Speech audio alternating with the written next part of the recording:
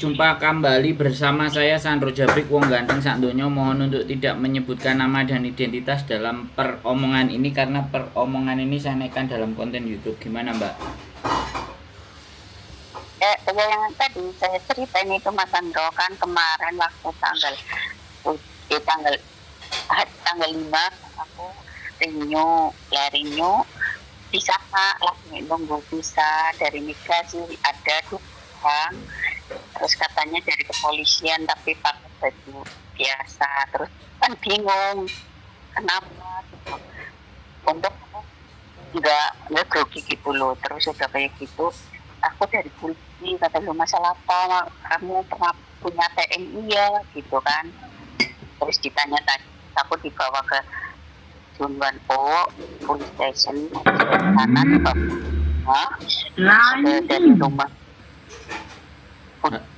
dari rumah dibawa lagi ke Nurpoint itu diinterogasi, udah kayak gitu dibawa ke Taiwan, terakhir itu dikasih kertas sama tebusan 400 gitu loh Mas. Terus kan majikan dikasih surat dari migrasi itu, suruh tanda tangan, tapi kan takutnya nggak bisa turun, makanya aku bilang sama majikan udah kamu cari pembantu lagi gitu. Itu Mas. Oke. Terus yang sampean mau apa? Yang sampean mau apa?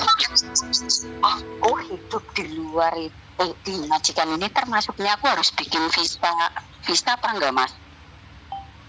Maksudnya gimana? Maksudnya kan aku ini lagi nunggu pembantu baru sekitar sebulan lebih lah ya. Ini aku harus bikin visa apa enggak maksudnya gitu? Ya harus dong. Oh, juga harus extend ya? Nah iya. Ya itu yang ngurusin majikan loh. Yang mau majikan. Bukan sampean yang ngurusin. Karena majikan kan yang minta sampean extend. Maksudnya ya aku kan nunggu pembantu baru itu ya extend 2 bulan gitu lah intinya gitu ya, sampai pembantu sampai gitu ya.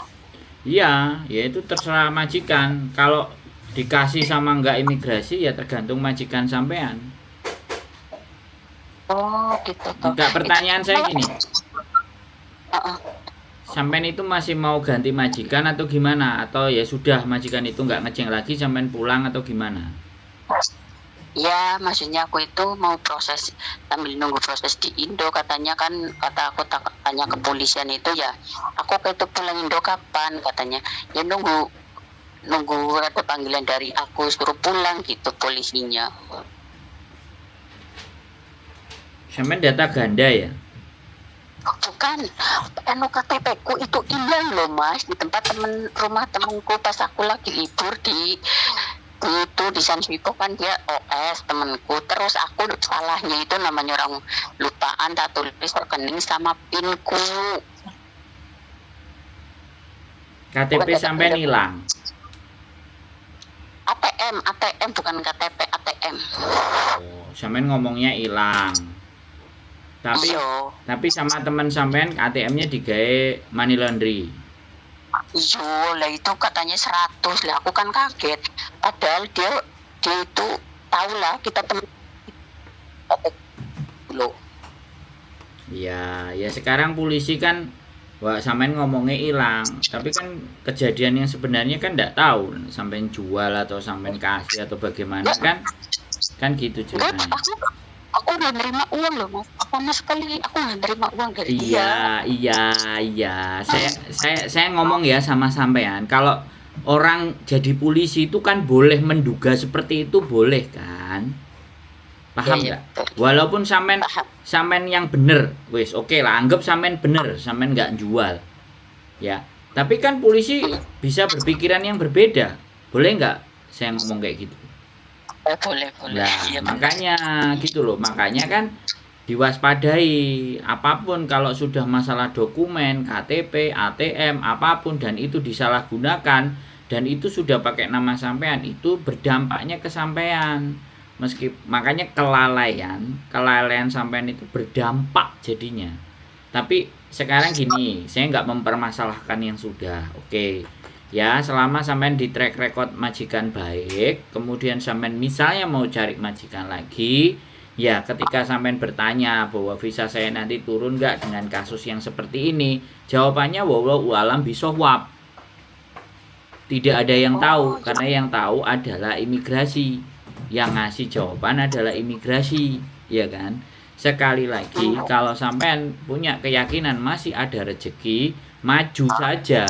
Bilang aja ke agennya yang mau proses sampean bahwa kasusku itu begini begini begini. Kalau dia mau proses berarti kan dia mau tanggung risiko. Artinya antara visa turun dan tidak itu kan bukan salah sampean. Bisa dipahami nggak?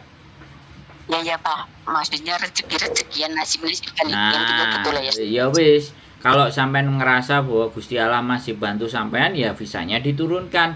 Kalau enggak ya sudah. Yang penting kan sampean jujur. Iya, betul. Nah, yang jadi repot itu kan enggak jujur. Begitu kita enggak Iya, jujur, visanya enggak turun, agennya langsung maki-maki sampean.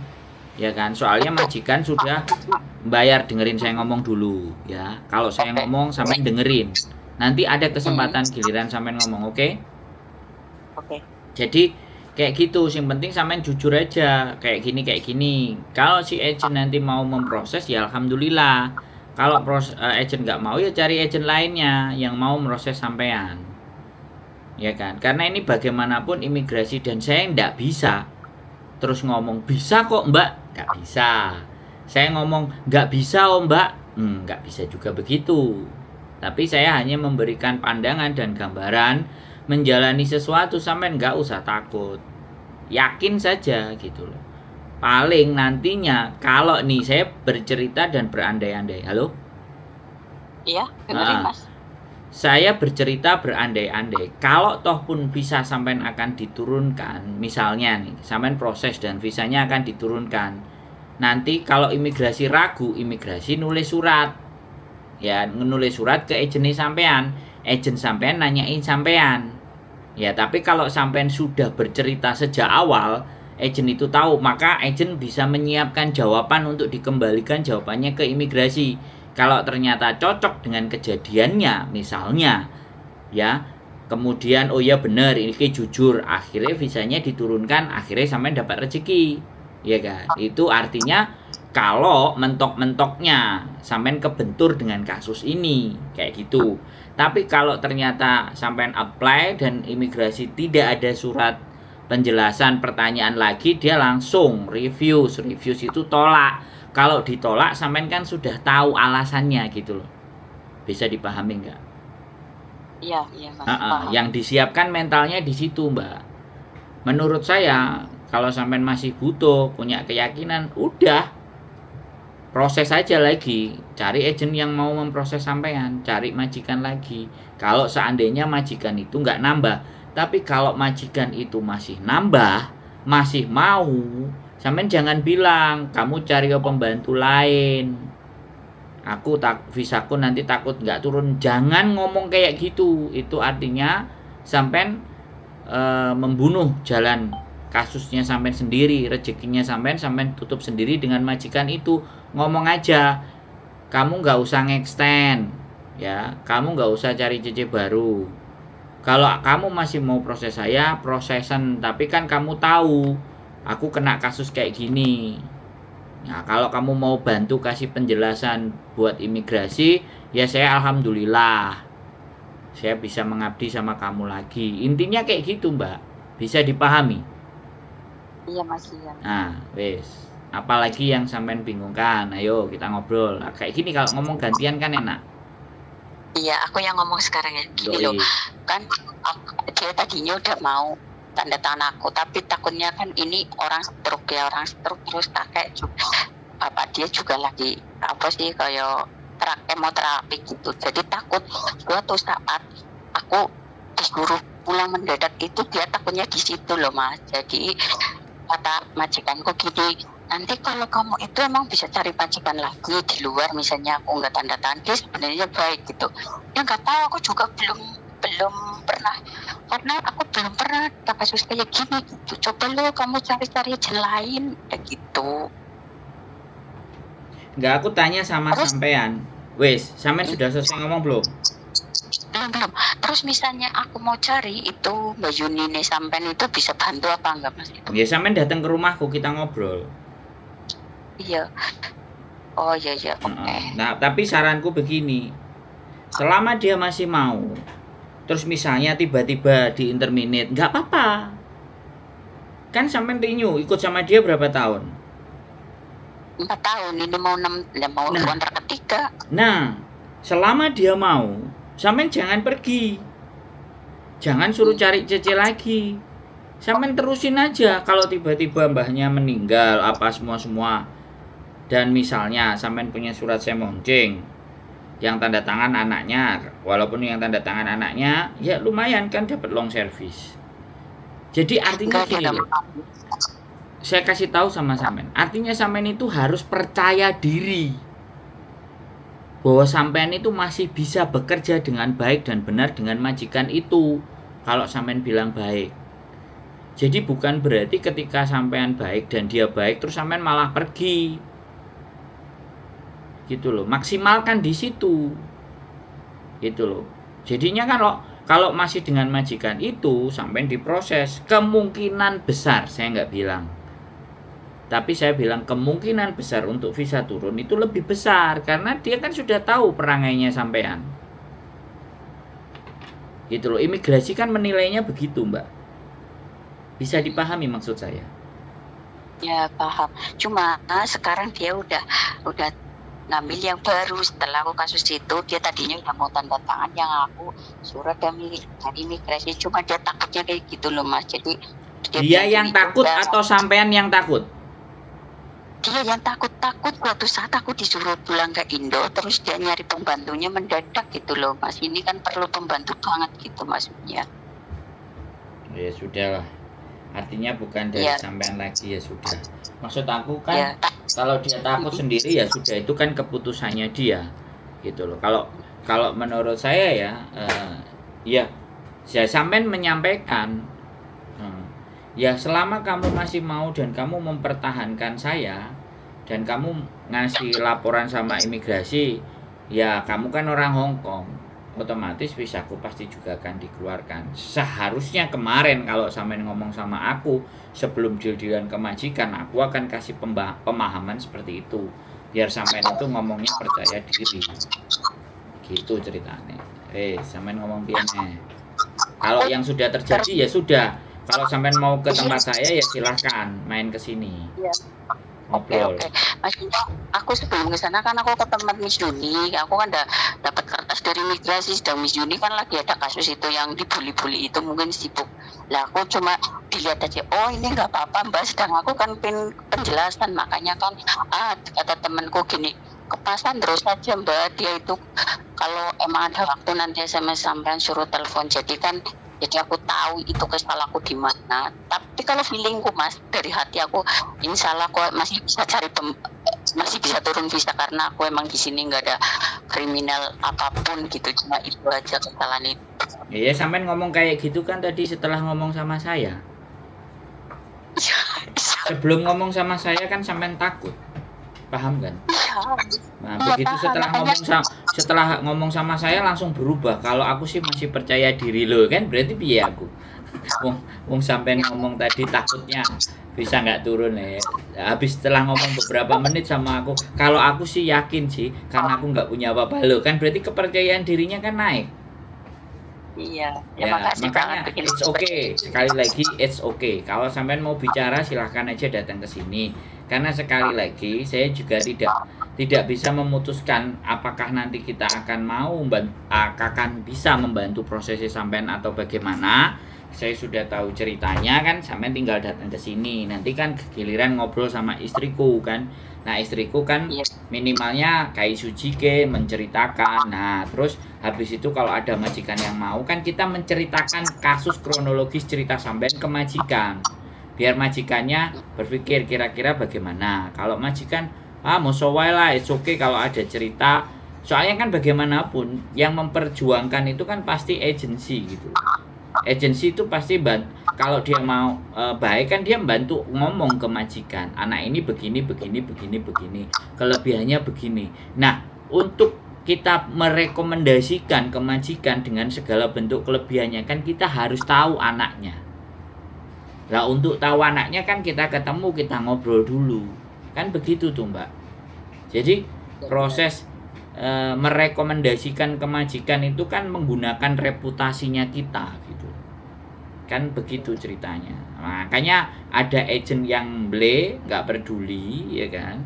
Ada ya pokoknya ada yang nggak mau beresiko sama sekali, begitu diceritain nggak usah, nggak sorry kita nggak bisa bantu. Ada yang agent begitu, ada agent yang ya sudah nggak apa-apa, yuk kita coba dulu, bismillah bagaimana seperti apa. Tapi poin yang terpenting bagi saya, kejujuran adalah nomor satu.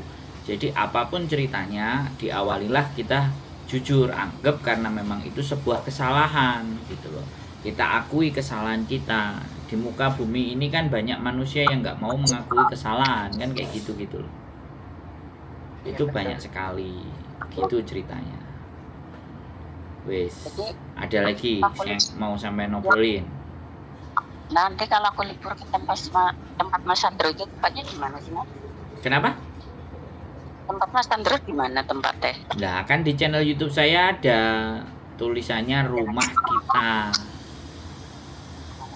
Sampai nggak tahu delok kontenku, yang ditonton kontennya sebelah aja. Giliran. Konten saya lihat, tapi aku nggak ngeliat lokasinya kok. Nah, makanya saya sudah kasih tahu Rumah Kita. Cari di channelku, judulnya Rumah Kita.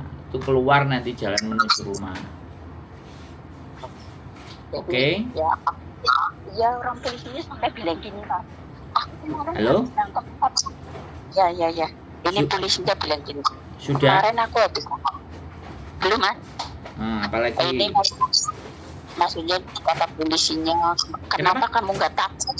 Kenapa? Ya, polisinya bilang gini, kenapa kamu nggak takut? Loh, aku kan nggak salah ya, aku nggak takut lah, aku gitu kan. Terus katanya, kemarin aku habis nangkep 4 anak Indonesia ke Filipina itu semua pada gemeter. Kenapa kamu nggak gemeter? Lah, aku kan nggak merasa aku gitu kan. Terus? Tapi kata polisi gini, dia kan berjanda-janda gitu, baik di semuanya gini. Aku mau pulangin kamu ke Indo. Gitu. Aku bilang gini, janganlah, aku di rumah masih punya anak kecil, butuh uang katanya. Oh. Terus aku bilang gini, apa kalau aku cari majikan lagi, imigrasi Mas bisa nurunin visa gitu. Aku tanya ke polisi itu semua tergantung, kalau kesalahanmu banyak mungkin gak bisa. Kamu baru kali ini kan, katanya. Iya, aku baru kali ini gitu. Ya sudah, itu yang mau sampean ceritakan. Iya. Jadi kalau saya yang jadi manusia ya, kalau saya jadi manusia ya, di posisi sampean nih, taruhlah kan saya di posisi sampean ya kan. Itu kelalaian dan semuanya, ya sudah, kalau memang saya harus disidang, ketika kita ngobrol dengan polisi, ketika memang aku bersalah, aku ini kan salahku karena aku lalai. Kan kayak gitu.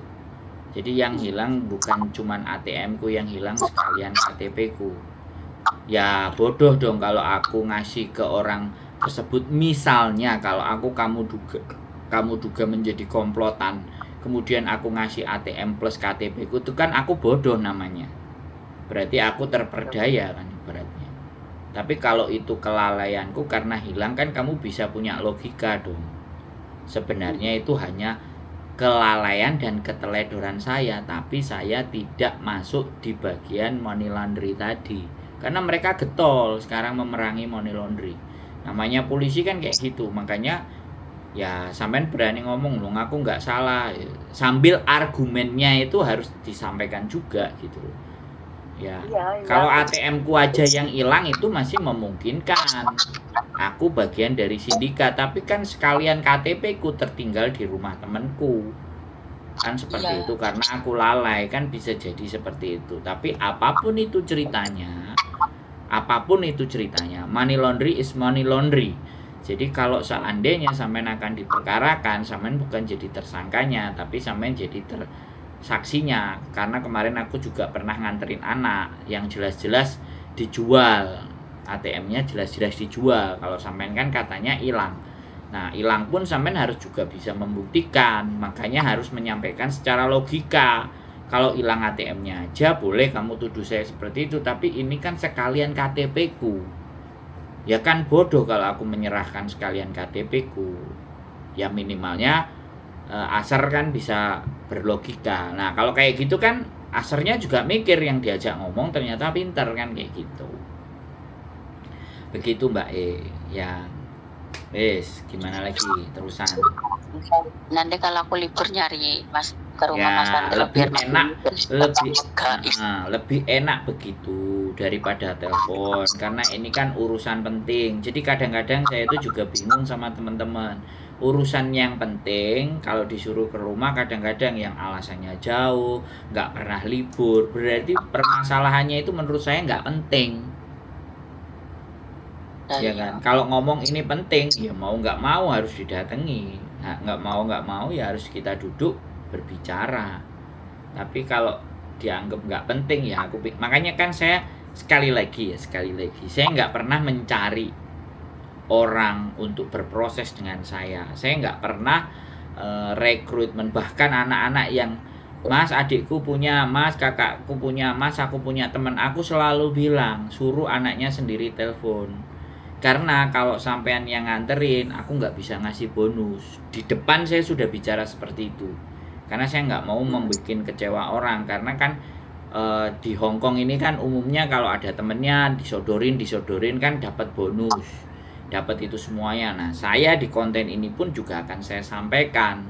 Mohon dimaafkan kalau saya memang membantu, saya punya keterbatasan, saya nggak bisa ngasih bonus.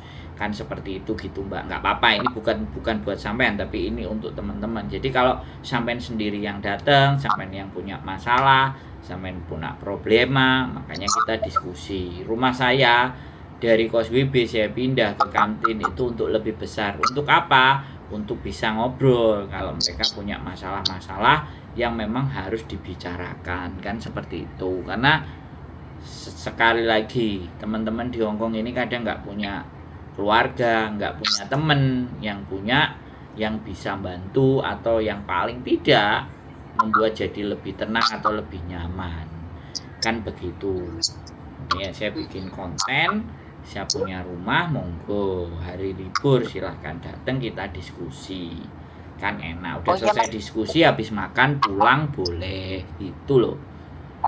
Iya ini Mas, aku ada yang itu kan, aku ada temen ini di Taipos ini, dia itu ada emaknya, pembantunya udah mau pulang, dia mau ngambil aku, tapi kan aku gak jujur sama dia, gak jawab kalau aku lagi kasus. Dia juga orang tua umur 88 sama dia satu anak laki tua. Ya udah nggak apa-apa, ya coba aja ngobrol sama mereka gitu. Kalau temennya sampean mau mengajukan, sampean ngomong terus suruh ngomong ke majikannya, terus sampean jujur aja masalah sampean gitu aja. Terus iya, kalau rezeki nggak kemana. Maksudku gini loh Mas, nanti aku ke Mbak Yuni, nanti aku biar Mbak Yuni jelasin kalau aku kan ya namanya bisa kantonis juga namanya. Mbak siapa ini? Mbak siapa? Kalau istriku Yuli. Yuli. Nah, sorry. Nggak usah dipanggil Miss, Mbak Yuli aja. Aku sebenarnya rodok keri juga kalau dipanggil Miss Yuli. Panggil aja Mbak Yuli, apa panggil aja Yuli. Nah itu boleh. Iya kayak Mbak Yuli kok hampir sama sih. Mbak Yuli itu nanti beda konsonan kan kayak gitu ya. Wes terus lanjut. Intinya aku ada kesempatan satu ya, mudah-mudahan aku pasti bisa turun visa. Satu lagi aku udah punya majikan, iya nggak Mas? Nah kalau sampai percaya diri malah majikannya cari sendiri kan tambah enak. Sampai interview sendiri, sampai datang ke rumahnya, barangkali sampai mau sikung 1 hari biar lebih kenal majikannya dengan sampean, kan mau soai. Atau tiap minggu sampean belajar sikung di tempatnya dia cocok apa enggak, kan masa aman. Jadi iya, pada prinsipnya nggak usah kita bicara nasib kita di masa mendatang bagaimana. Yang penting percaya diri dan terus semangat. Terus berkumpul sama orang-orang yang bisa mendukung dan membantu. Jangan berkumpul sama orang yang justru menjatuhkan. Kan begitu. Iya, maksudnya kalau aku nanti udah curhat sama Mas Sandro sama istrinya Mas Sandro kan, nanti kalau itu aku telepon orangnya biar itu jelasin ini anak mau cari majikan cuma dia masalah kasus ini, terus kira-kira menerima apa enggak, nanti kan dia nanya sama Mbak Juni, Mbak Juli. Itu ya maksudnya gitu Mas. Jadi kan kalau udah ada yang datang aku ibarat kata ngomong, ada yang dampingin aku kan aku jadi apa sih pede gitu loh Mas, jawabnya gitu loh. Siap. Makasih banyak Mas Sandro, jadi aku sekarang lega. Yes, sehat selalu pokoknya buat sampean ya. Oke, makasih. Ini nanti besok kalau aku libur ke rumah sampean cari insya Allah ya. Siap, monggo. Ya udahlah, aku mau cuci piring. Assalamualaikum, makasih Pak Mas Sandro. Siap, waalaikumsalam warahmatullahi wabarakatuh. Oke teman-teman semuanya, ya begitulah kasus dan proses. Jadi terkadang kepercayaan diri itu juga penting. Ya walaupun kita punya banyak kesalahan, diakui kesalahannya. Ya mudah-mudahan kejujuran itu memberikan kita jalan keluar dan rezeki. Yang penting tetap semangat, ya kan, tetap berjuang. Oke, gitu aja dari saya. Keep stay tune my YouTube channel and see you next video. Bye bye.